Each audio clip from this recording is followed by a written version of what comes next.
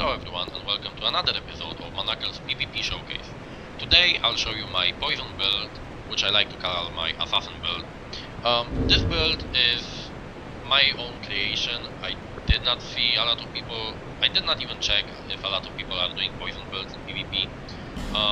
But I wanted to do one, so this is it.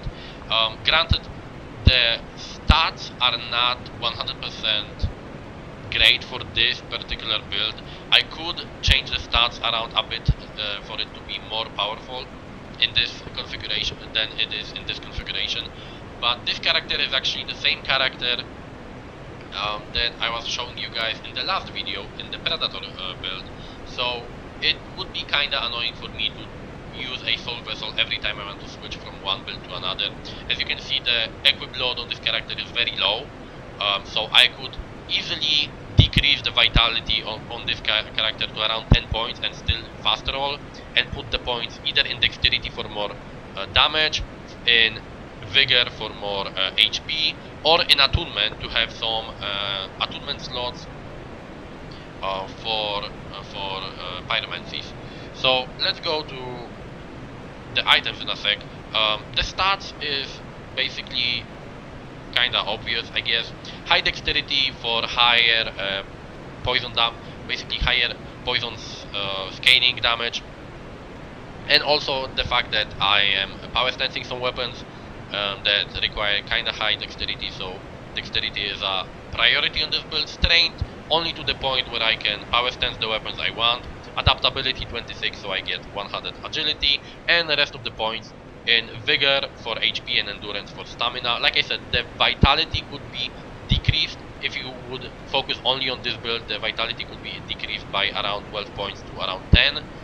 It would still allow you to fast roll, and you could put those points in use in other stats. But I don't have we don't have more than 10 character slots, so I have to do the best I can.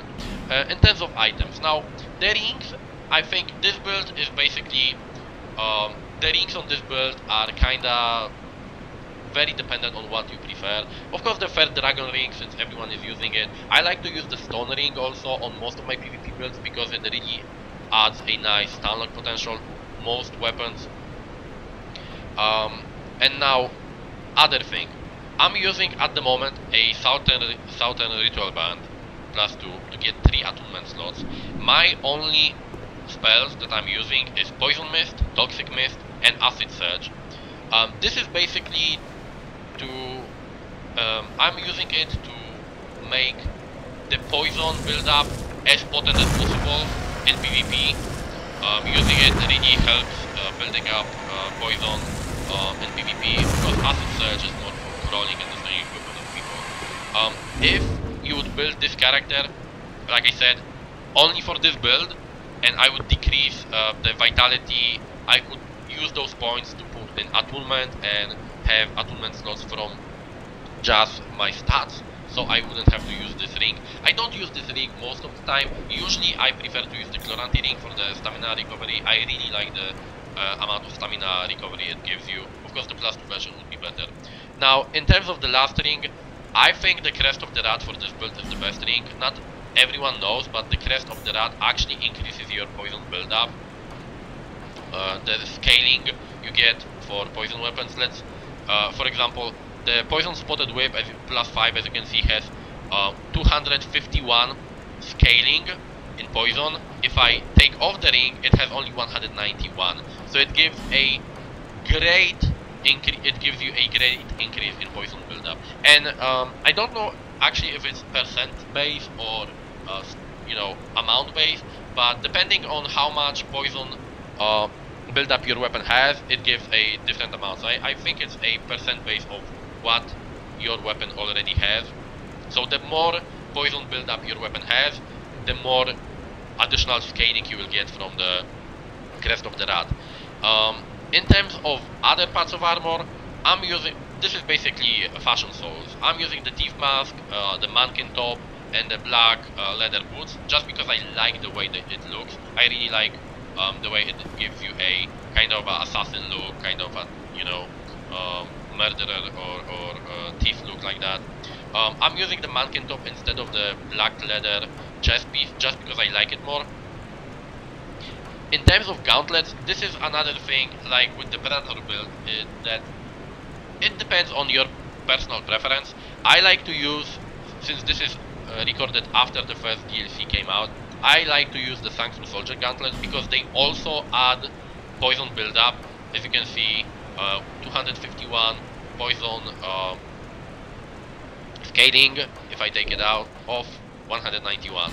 So they additionally increase your poison build-up on your weapons scaling as the Crest of the Rat. So if you use both of those items and use a high poisoning weapon like the Spotted Whip, basically 2 hits from this weapon poisons everyone, or almost everyone in PvP. So it's very useful. If you are not so interested in poisoning people so often, you can of course switch to the engraved gauntlets.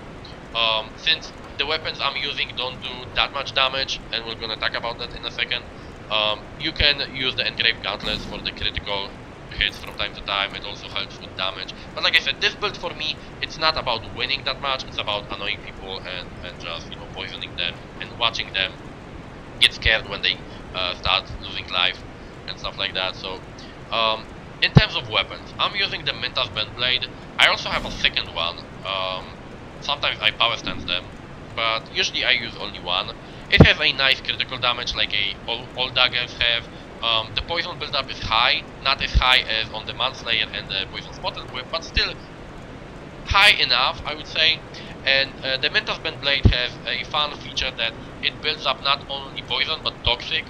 So if you build up toxic on your enemy, it eats their life much faster than normal poison does. Next weapon is Poison Manslayer.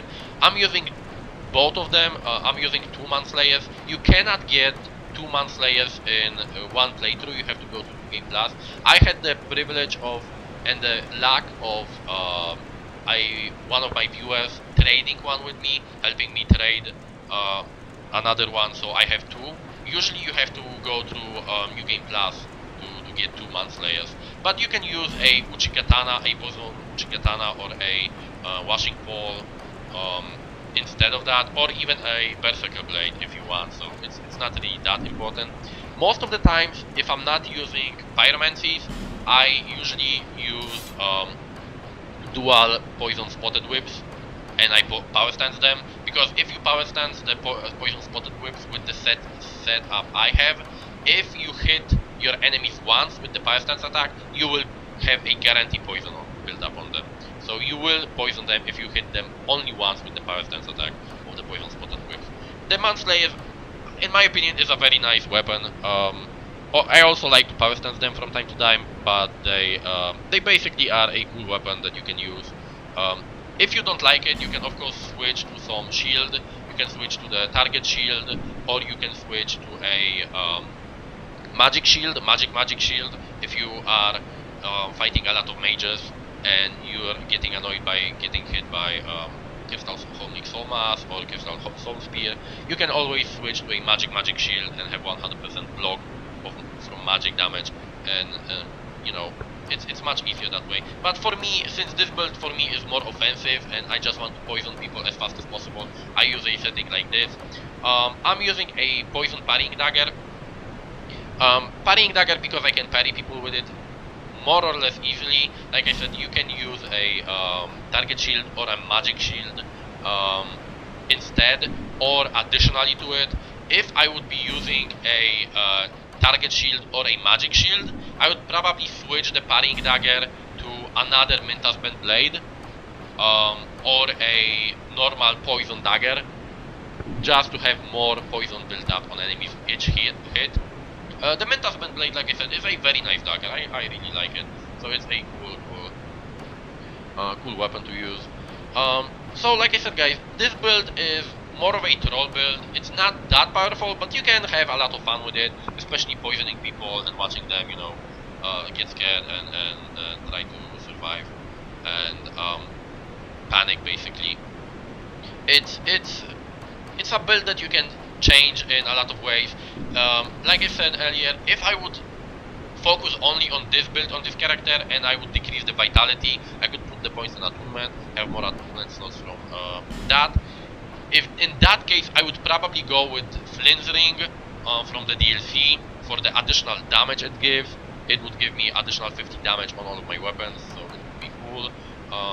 But that's, like I said, if you're focusing only on one build, that's what you probably should do. But for me, since this character has 2 builds on it, I have to mid-max basically and make the best of it as I can. So as always, leave your comments and tell me what you think about the build, guys, and I'll show you in a moment. I'll send you guys